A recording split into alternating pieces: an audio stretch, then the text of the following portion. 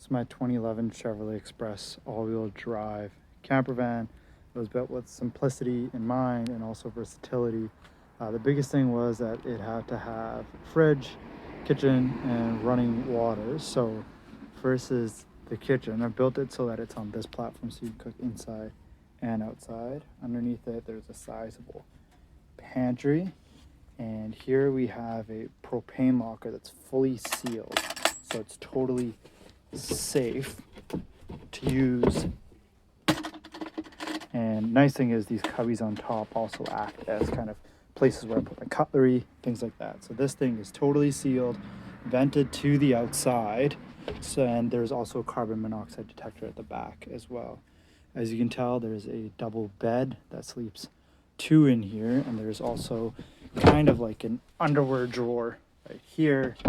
Underneath you'll find two sliding tote bins for more storage. And then over here you'll kind of see these are cabinets that can store a lot. And although it might not be pretty behind it, again, this was all built with simplicity in mind. Van life nowadays is very complicated, I feel, and I wanted to build things simple. So up here, you climb inside, you'll find that you have a USB charge, USB powered, and it has running water. The tank is just empty right now. That blue one just has to get filled once in a while. This is your drain one that you just got to empty once in a while. There's a fire extinguisher, a front windshield kind of cover thing. Also included in the van will be a buddy heater just for warmth. And you can see up here, it's got double blackout curtains that fully cover the entire thing. That up there is the white roll for the curtain, and I elected not to remove that because it is also the curtain for the front two passengers. So while they might not look the nicest, it was built with safety in mind. Behind here, you'll notice that I have all quilted curtains. So not only do they look nice with the color, but they also provide a lot of warmth, and I built them so that they have these clips that keep them up there, and they roll down just like that. And they're all custom made as well. And again, they roll up and clip right back up. From the outside, you can't see a darn thing. Some of them do have some Velcro attachments at the side, but it's not as sticky as it was when I first had it. You also see these wood panels. They also have insulation behind them.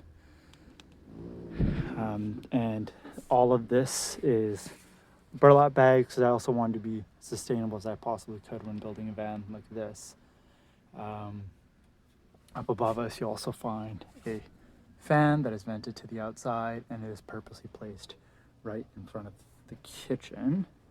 In terms of finishing up the kitchen, you'll find the fridge right here. I found that it was plenty for me, at least for a week. And this is a very low energy drawing fridge that also is very quiet as well, which is pretty important for me. My electrical system, I feel, is something that I really want to make simple. All these solid state batteries nowadays can be very complicated. So my battery system is very, very simple. Even though you see a panel here, there the lights go. They're very, very bright. I rarely even use these. It's actually connected to a Jackery that you might see right here. And again, I just wanted to be simple. I want this thing will easily last 3 days. It's connected to the car up front here to stay charging while I'm driving. And I also have a 100-watt solar panel up top in case I want, while I'm parked, I can just get energy from the sun. Here there's USB, there's a plug, and the display light. As you can see, I'm running at 98%. With the fridge on, I'm only pulling out 2 watts. So if those wires, if you follow them from behind the cabinet, they actually come out over.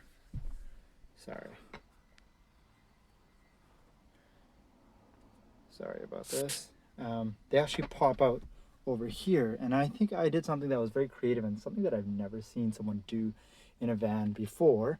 But I have a 100-watt solar panel from the top, and it comes here and it plugs right into here, so that while I'm parked, I just get energy from the sun, and then when I'm about to get in my car, I just unplug this, I grab this, and I plug it in, and that is giving me power from here. And that is giving me juice while I drive. And again, when I park, all I do is, I'm about to get in the back, pop this out, grab this, and plug the solar in. It's not something I've ever seen someone do, and I really think it was the simplest way for me to get power into here. There's nothing else to show at the front. And yeah, let's go to the back. So the way to keep this open is that I just have a yellow bungee cable here, and this does double duty in that it also keeps the stove from rattling while I'm driving around, and it fits perfectly like this. So as you can see here, when I'm inside, this is my cooking area. It's a perfect height to sit at and do what I need to do.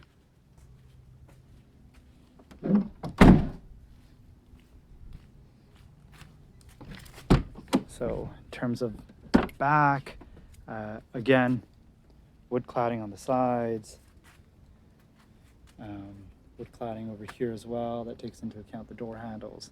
And over here, a very purposely built drawer just for the tote that fits perfectly. Over here, you'll find your spare kit. And up front, you might have noticed that there was a vent next to the power station. That's the AC.